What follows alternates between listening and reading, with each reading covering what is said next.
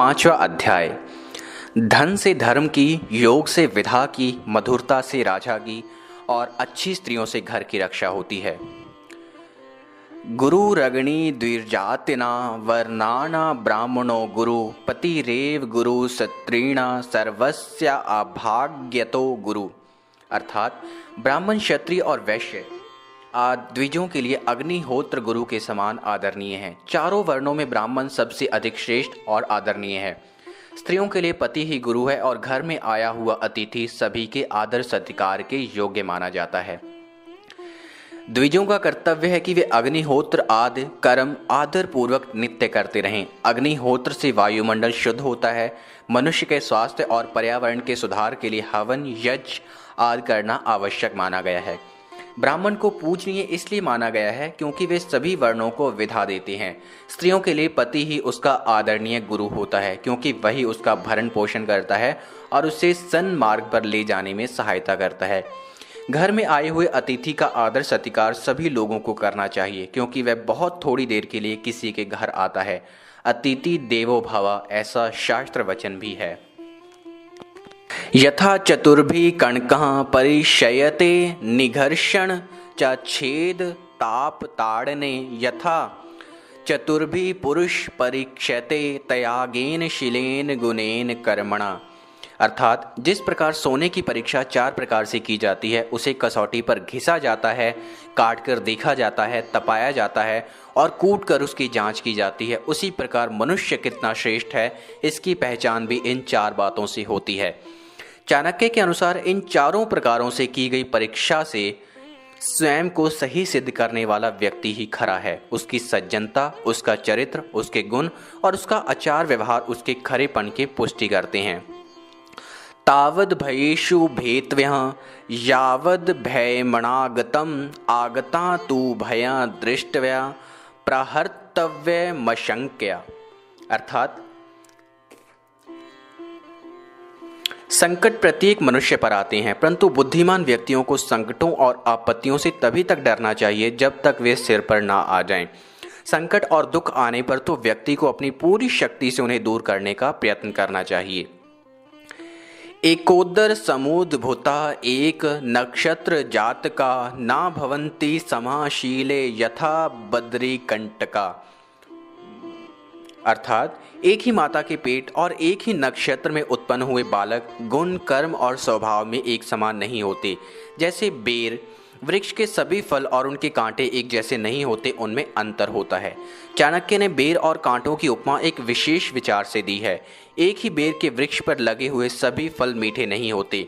बेर वृक्ष पर कांटे भी होते हैं, परंतु वह कांटे भी एक जैसे कठोर नहीं होते। इसी प्रकार ये आवश्यक नहीं कि एक ही माता पिता के और एक ही नक्षत्र में पैदा होने वाले बच्चों के गुण, कर्म और स्वभाव एक जैसे हो। उनका भाग्य तथा उनकी रुचियां एक जैसी नहीं होती। माता पिता के एक होने पर ही प्रारब्ध और परिस्थितियों का अंतर तो होता ही है। निस्प्रियो ना अधिकारी स्यायना कामी मंडन प्रिय ना अविद्गध प्रिया ब्रूयात सफुट वक्ता ना वंचक। अर्थात कोई भी अधिकारी लोभ रहित नहीं होता। श्रृंगार प्रेमी में काम वासना की अधिकता होती है। जो व्यक्ति चतुर नहीं है वह मधुरभाषी भी नहीं हो सकता तथा साफ बात कहने वाला व्यक्ति कभी भी धोखेबाज नहीं होता। प्रायः देखा जाता है कि जिस व्यक्ति में बड़ा बनने की लालसा होती है वही अधिकार प्राप्त करना चाहता है। जो अपने शरीर को अच्छे वस्त्रों और खुशबू आदि से सजाता है उसमें काम वासना की अधिकता होती है। मूर्ख और फूहड़ व्यक्ति मधुरभाषी नहीं होता। जो व्यक्ति साफ बात कहता है अर्थात स्पष्ट वक्ता होता है वह किसी को धोखा नहीं देता, निर्दोष ही सच बोल सकता है।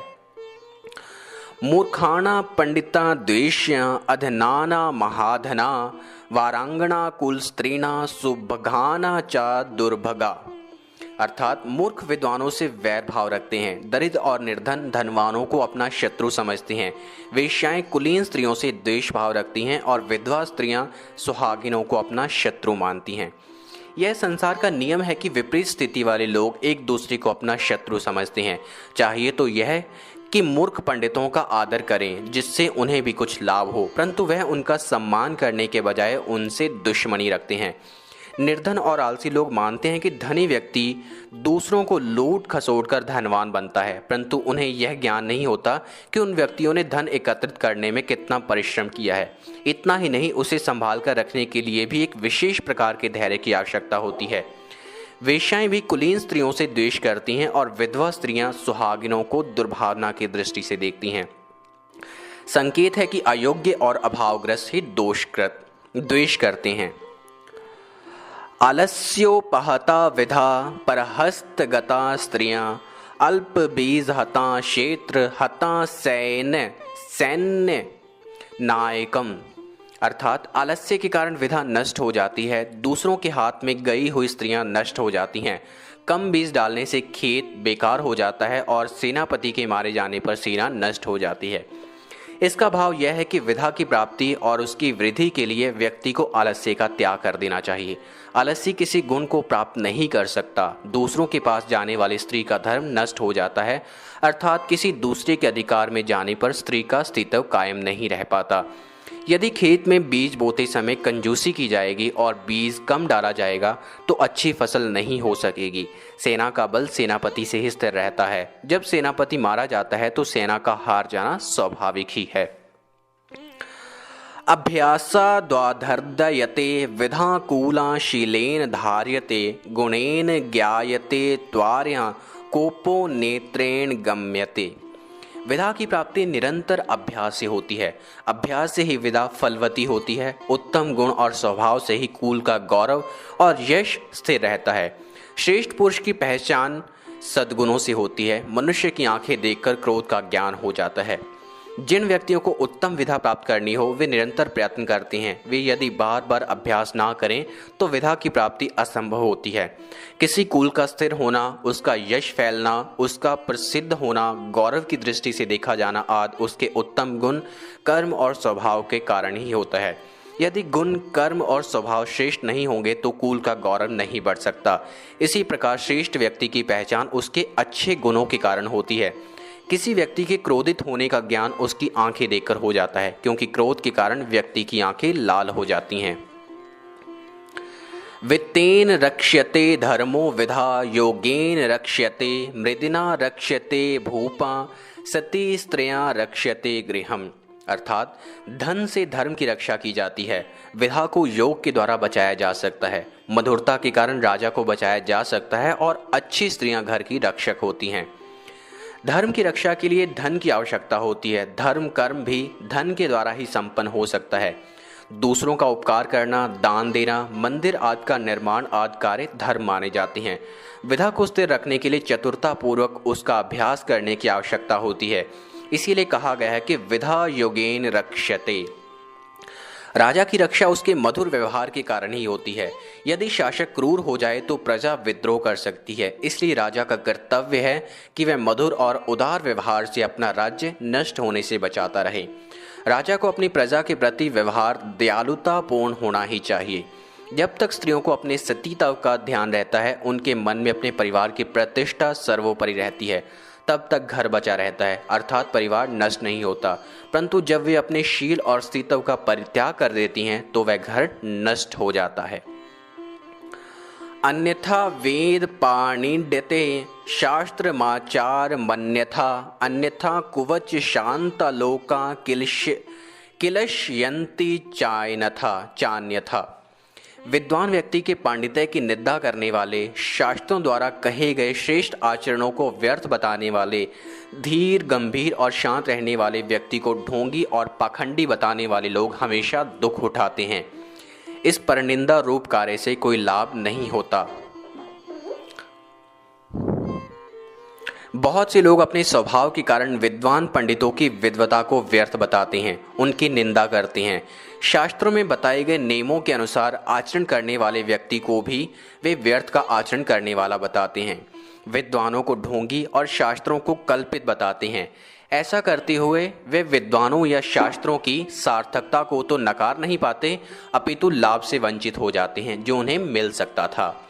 शांत और चुपचाप रहने वाले व्यक्ति की चुप्पी को मूर्खों की भाषा में कमजोरी ही माना जाता है। विद्वान, श्रेष्ठ आचरण करने वाले, धीर, गंभीर और शुद्ध व्यक्ति का निंदा से कुछ भी नहीं बिगड़ता। हाँ, निंदक सदैव दुखी रहते हैं। यदि कोई नदी का जल नहीं पीता तो उससे नदी का क्या घटता है।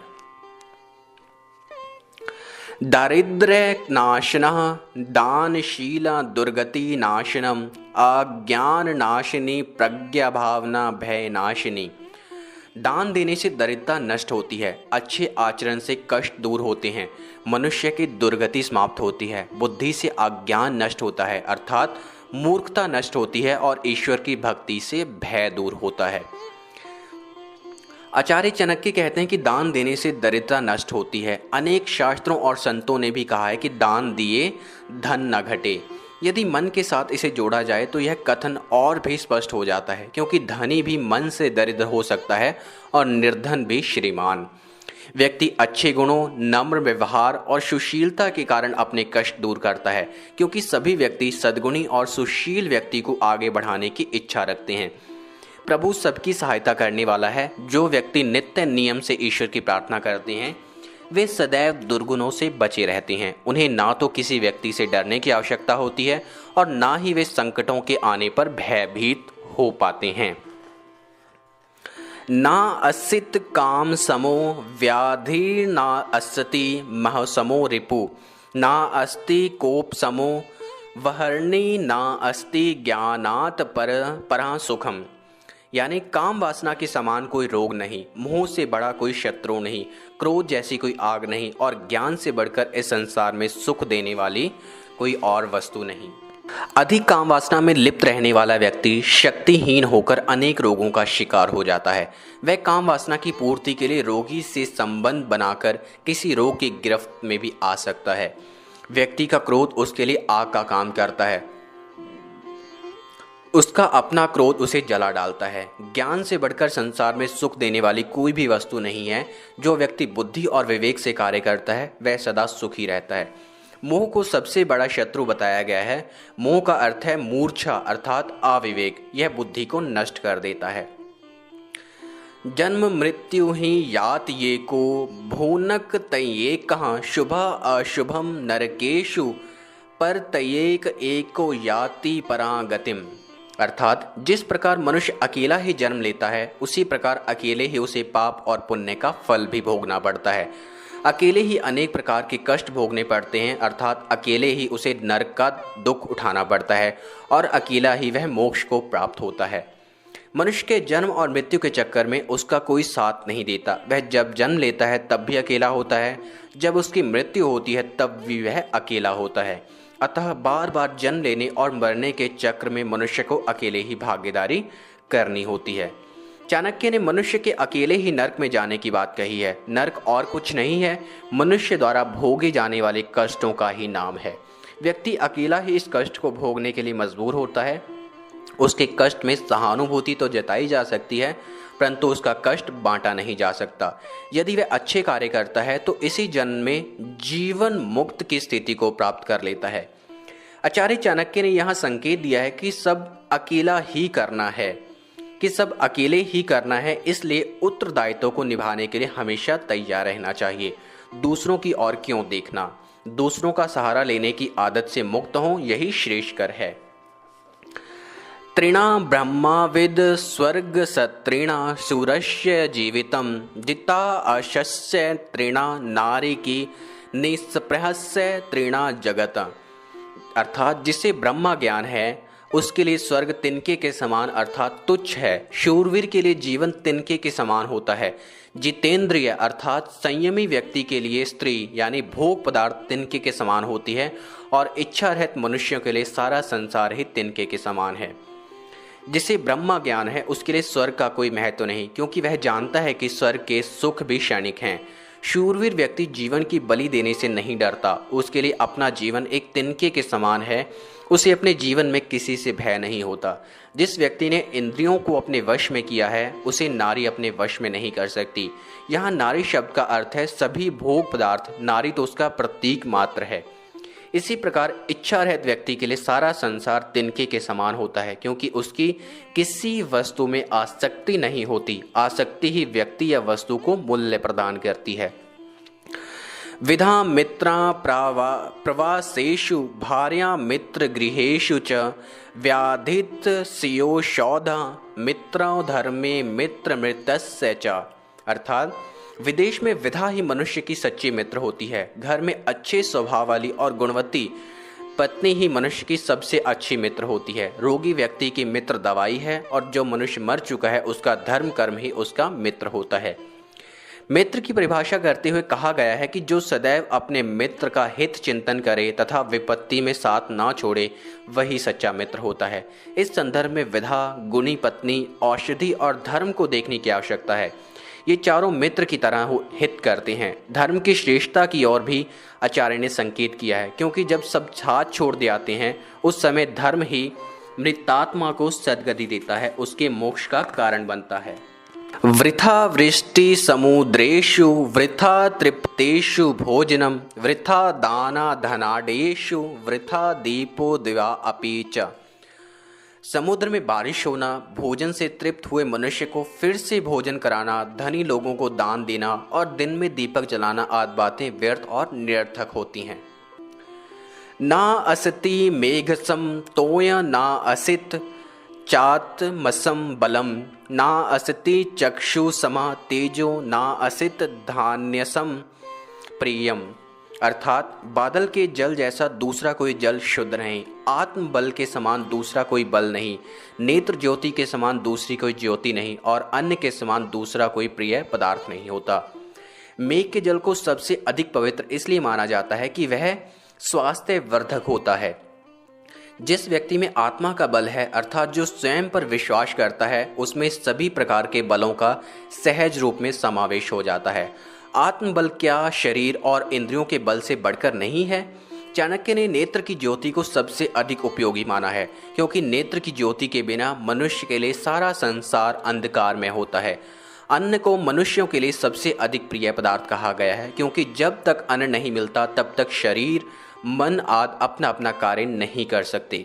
प्राणियों के अन्नमय कोश अर्थात शरीर की पुष्टि तो अन्न से ही होती है। अधना धनमी छन्ति वाचा चैव चतुष्पदा मानवा स्वर्ग मिच्छन्ति मोक्ष मिच्छन्ति देवता। अर्थात धनहीन व्यक्ति और अधिक धन पाना चाहता है। चौपाए अर्थात चार पैर वाले पशु चाहते हैं कि वे बोल सकें, मनुष्य स्वर्ग चाहता है और देवता मोक्ष की कामना करते हैं। व्यक्ति हर समय यह चाहता है कि उसे धन की प्राप्ति हो, परंतु उसे यह पता ही नहीं होता कि उसके लिए लगातार श्रम करना पड़ता है। पशुवाणी चाहते हैं ताकि वे अपने मन की बात किसी दूसरों से कर सकें। मनुष्य यह भी चाहता है कि उसे स्वर्ग मिले। देवता और विद्वान व्यक्ति इस जीवन से मुक्त होने की कामना करते, इसलिए वह जीवन में ऐसे कार्य करते हैं जिनसे जीवन मरण के बंधन से मुक्त होकर मोक्ष की प्राप्ति होती है। प्राणी मात्र का यह स्वभाव है कि जिसके पास जो नहीं है वह उसकी कामना करता है। सत्येन धार्यते पृथ्वी सत्येन तपते रवि सत्येन वाति वायुष सर्वे सत्य प्रतिष्ठितम। अर्थात सत्य के कारण पृथ्वी स्थिर है, सूर्य भी सत्य के बल से प्रकाश देता है, सत्य से ही वायु बहती है, सब सत्य में ही स्थिर है। सत्य का आधार ब्रह्मा है। पृथ्वी अथवा यह संसार सत्य के कारण ही टिका हुआ है। इसी सत्य और ब्रह्मा से सूर्य का प्रकाश सारे संसार में फैलता है। सत्य अथवा प्रभु की शक्ति से ही इस संसार में वायु का संचार होता है। इस प्रकार सभी कुछ सत्य अथवा ब्रह्मा में स्थित है। चला लक्ष्मी श चला प्राणा श चला जीवित यौवनम चला चले चा संसारे धर्म एको ही निश्चल। इसी चराचर जगत में लक्ष्मी यानी धन चलायमान है, अर्थात लक्ष्मी स्थिर नहीं रहती, नष्ट हो जाती है। प्राण भी नाशवान है, जीवन और यौवन भी नष्ट होने वाले हैं। इसी चराचर संसार में एकमात्र धर्म ही स्थिर है। धन संपत्ति मनुष्य के पास सदा नहीं रहती, उसके कर्मों के अनुसार आती जाती है। जिस मनुष्य ने जीवन धारण किया है उसका मरना भी आवश्यक है, इसीलिए प्राणों को स्थिर नहीं किया जा सकता। मनुष्य का यौवन सदा स्थिर रहने वाली वस्तु नहीं, बुढ़ापा यौवन का क्षय है, परंतु धर्म ऐसा तत्व है जिसका नाश नहीं होता।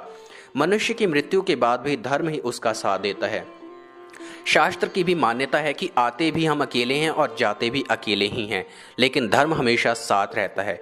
आचार्य के अनुसार जो हमेशा साथ रहने वाला है उसकी ओर मनुष्य को ध्यान देना चाहिए। नराणा नापितो धूर्तः पक्षिणा चैव वायसः चतुष्पदा श्रेगालस्तु सत्रेणा धूर्ता चा मलिनी। अर्थात मनुष्य में नाई सबसे अधिक चालाक और होशियार होता है, पक्षियों में कौवा, 4 पैरों वाले जानवरों में गीदड़ और स्त्रियों में मलिन अत्यधिक चतुर होती है। यहाँ जिन जातियों की बात आचार्य चाणक्य ने की है उससे आपत्तिजनक मानना आचार्य के कथन को सही संदर्भ में ना समझने की भूल करना है। जो जाति जितनी अधिक सामाजिक होती है उसे इस बात का व्यवहारिक अनुभव होता है कि किस व्यक्ति से किस प्रकार कार्य करवाना है। कुछ बिरादरियों में जो पुरानी परंपराओं का निर्वाह कर रही हैं, आज भी नापित की महत्वपूर्ण भूमिका होती है। पहले शादी विवाह आदि में महत्वपूर्ण निर्णय भी इनके द्वारा लिए जाते थे। ये मीडिएटर का काम करते थे और अपने यजमान के प्रति वफादार होते थे। इनके सामने लोग अपने मन की बात खोल कर भी रख देते थे। यही स्थिति फूल का व्यापार करने वाली जाति की स्त्रियों की भी है। उनका मेल हर तरह के लोगों के साथ होता था। अपनी बात रखने के बारे में तथा किसी के सवाल का तत्काल जवाब देने में आज भी उनकी कोई बराबरी नहीं है। यहाँ एक बात विशेष रूप से समझने की है कि इस दुनिया में कुछ भी नकारात्मक नहीं है। बुद्धिमान व्यक्ति प्रत्येक वस्तु का, प्रत्येक स्थिति परिस्थिति का और प्रत्येक संवेग का सही प्रयोग और उपयोग करना जानता है। यही उसकी सफलता का मूल मंत्र है। इसीलिए यह विशेष कहलाता है। और यह भी कि शब्दों का अर्थ रूढ़ की जगह यदि यौगिक रूप से किया जाए तो सर्वसाधारण उसे खींचकर उसी ओर ले जाता जो जन सामान्य में प्रचलित है। इस बारे में तो सभी एक मत से सहमत हैं। कुछ एक शब्दों का एक अर्थ नहीं होता, उसके सही अर्थों को सही संदर्भ के अनुसार लगाना पड़ता है। जब शब्द का अर्थ भाव के विपरीत हो तो लक्ष्यार्थ को समझने का प्रयास करना चाहिए। अब हम पढ़ेंगे अध्याय का सार। गुरु की महिमा का वर्णन सर्वत्र किया गया है, परंतु चाणक्य ने यह भी स्पष्ट किया है कि सामान्य जीवन में कौन किसका गुरु होता है। उनका कहना है कि स्त्रियों का गुरु उसका पति होता है, गृहस्थ का गुरु अतिथि होता है, ब्राह्मण, क्षत्रिय और वैश्य का गुरु अग्नि अर्थात अग्निहोत्र है और चारों वर्णों का गुरु ब्राह्मण होता है।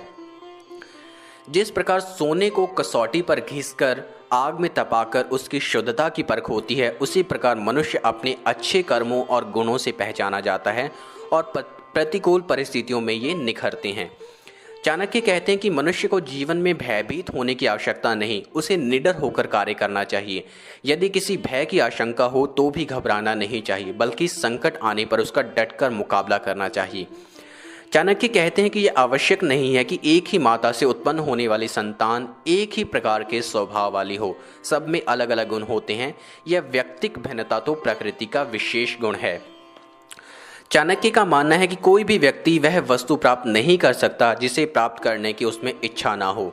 जिससे विषय वासनाओं से प्रेम नहीं, वह श्रृंगार अथवा सुंदरता बढ़ाने वाली वस्तुओं की मांग नहीं करता। जो व्यक्ति बिना किसी लाग लपेट के स्पष्ट बात कहता है वह कपटी नहीं होता। विधा अभ्यास से प्राप्त होती है और आलस्य से नष्ट हो जाती है। दूसरों के हाथ में दिया हुआ धन वापस मिलना कठिन होता है और जिस खेत में बीज कम डाला जाता है वह फसल नष्ट हो जाती है। चाणक्य कहते हैं कि दान देने से धन घटता नहीं, वरन दान दाता की दरिद्रता समाप्त होती है। सद्बुद्धि द्वारा मूर्खता नष्ट होती है और मन में सकारात्मक विचारों से भय समाप्त हो जाते हैं। मनुष्य में अनेक ऐसे दोष होते हैं जिनसे उसे अनेक कष्ट उठाने पड़ते हैं। चाणक्य कहते हैं कि काम वासना से बढ़कर कोई दूसरा रोग नहीं, मोह और क्रोध के समान स्वयं को नष्ट करने वाला कोई शत्रु नहीं। चाणक्य का कहना है कि क्रोध व्यक्ति को हर समय जलाता रहता है। मनुष्य जो कर्म करता है, अच्छा या बुरा, उसका फल उसे अकेले ही भोगना पड़ता है। वह अकेला ही संसार में जन्म लेता है और अकेला मरता भी है। स्वर्ग अथवा नरक में भी वह अकेला ही जाता है, केवल कर्म ही उसके साथ जाते हैं। मनुष्य जब विदेश में जाता है तो उसका ज्ञान और बुद्धि ही साथ देती है। घर में पत्नी ही सच्ची मित्र होती है। औषधि रोगों के लिए हितकर होने के कारण उसकी अच्छी मित्र है।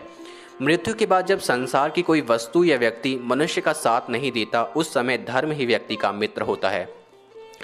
चाणक्य का कहना है कि वर्षा के जल से श्रेष्ठ दूसरा जल नहीं और व्यक्ति का आत्मबल ही उसका सबसे बड़ा बल है। मनुष्य का तेज उसकी आंखें हैं और उसकी सबसे प्रिय वस्तु है अन्न।